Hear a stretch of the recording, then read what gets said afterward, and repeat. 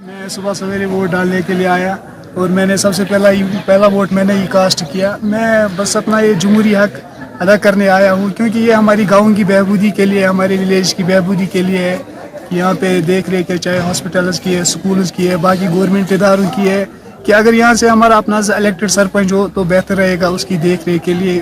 उसकी देख रेख में ये सब निज़ाम ठीक रहता है। सर, मैं अपनी पब्लिक से यही उम्मीद रखती हूँ कि आप भरपूर साथ दें, आप बाहर निकलें तो अपना पूरा मतदान करें, ताकि अच्छा और सिंसियर कैंडिडेट हो तो आप चुनाव करके बाहर निकालें।